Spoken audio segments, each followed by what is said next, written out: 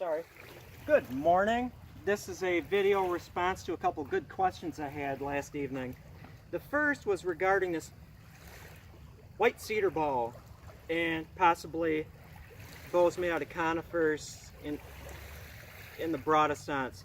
Yes, conifers can get brittle when they're dry. In the case of this white cedar bow, sinew backing did work, because to get 35-40 pounds out of something like this, you would almost have to back it or else the back would explode. The compression isn't that much of an issue as, say, tensional failure would be. And so with white cedar, because things act differently, you know, to get this nice little bow, I had to put a little protective layer of sinew on the back.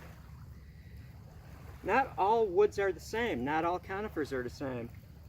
If you were to use, say, balsam fir or some spruces or even compression pine, I believe they would get brittle over time when they dry out. And so I would say, unless you just are interested in making and experimenting and fiddling around and creating oddities, the reasons I would make a conifer bow, you know, whether it's this or, which is an exception because I sinew backed it, or just from a spruce branch or something, I would do it if I needed a green wood bow because they work really well when they're green. Or else I didn't have any other access to other woods to use. Otherwise, it's just kind of a fun thing to do. If you are going to, I'll pick this bow up again. I know the lighting down here is so hard, but if you do want to make a working bow out of a conifer, I would go the Mojave route. When they only had access to cottonwood, what they would do is they would make long bows, you know, so you can get a good draw length out of it, almost as tall as them. They would make them a little stiffer and then deflex the limbs. So you wouldn't be stressing the bow as much. In fact, just stringing the bow doesn't stress the bow because of the deflex limbs. You almost have it to brace without putting any like stress whatsoever on the bow. And then the majority of your energy that you put in goes out to the arrow. Not a great amount. You're not talking 70-pound bows, you know, in the 30s to maybe 40 or so, rough guesstimating. But that is one way to handle it. With lesser woods, with woods that may get brittle, I would definitely suggest making a slightly longer one, unless you like really short draw lengths, and then deflexing the tips. And I add that short draw length thing because when you deflex tips, when you draw it, you're going to get a higher string angle. You're going to cause stacking.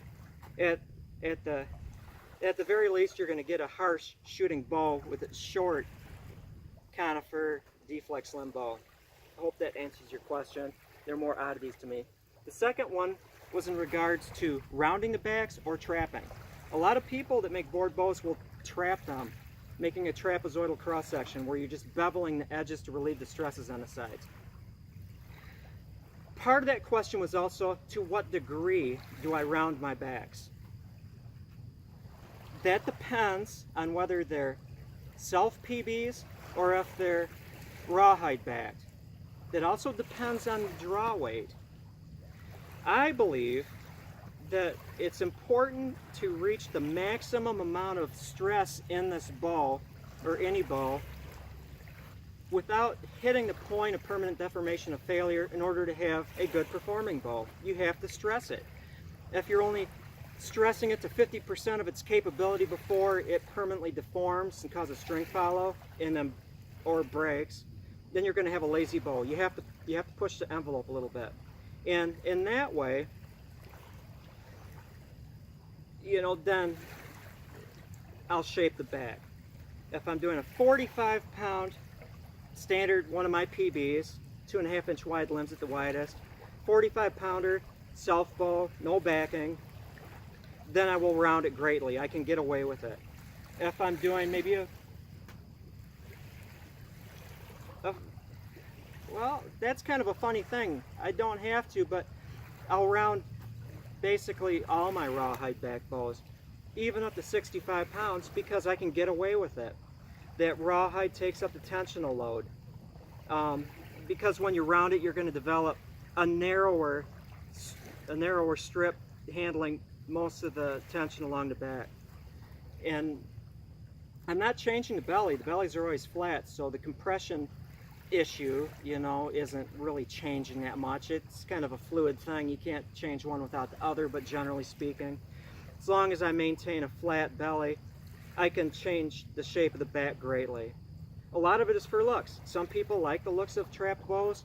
I favor rounded bows, so I round them as much as possible. Then it went into how far do I round it? Do I round it past the neutral plane? Well, that's a funny thing when you think about it, because when you begin, let's say you just have a rectangular cross section throughout, the neutral plane is basically down the center. When you round it, you're changing the neutral plane. You never can round it beyond, well, I suppose you can, but as you round it more, and especially rounded through here, the end of the bow, I'm changing the neutral plane. I'm kind of chasing it in a way, but never really catching it. There might be a little titch that's rounded beyond it, but I'm basically changing the neutral plane.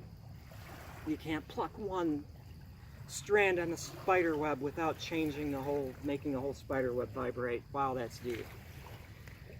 And that, oh, well, hope I answered your question. The next thing is that this is that bow I entitled the Warrior Bow. It is like a narrower PB, but it's sinew backed and recurved. And I'm not going to shoot it for a little while. I want it to just kind of get used to it, because it's the first time I strung it this morning after I don't know how many months, or maybe a year, almost a year, who knows. And so I'm just letting it get used to it. Pretty heavy bow. Seems to work out well. Recurving is always a tricky thing, especially if you're not backing it. And I'll say especially if you're not backing it with sinew or leaving it thicker through the bending portion, because a lot of woods will have a tendency to pull out.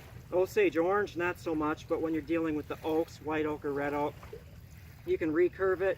If you didn't design it to be recurved by leaving a little thicker section here, maybe narrowing it a little bit, it will eventually start pulling out. White ash seems to hold up a little better if you're not especially changing the tip cross section. Sinew backing really helps. Sinew backing is a wonderful thing that helps maintain it. Rawhide backing to some degree, although you can't get the same degree of retention as you do with sinew. But that's enough of that. I'm estimating this thing, wow, this is probably going to be a 70 plus bow at 28, 29 inches. So this is going to be fun to shoot. With the recurve, probably bury 200 yards, you know, with a decent heavier arrow. With that, I'm going to say thank you for watching. Hope I answered your questions. Todd and Nut Thrower, if you have any more or you want clarification, just ask.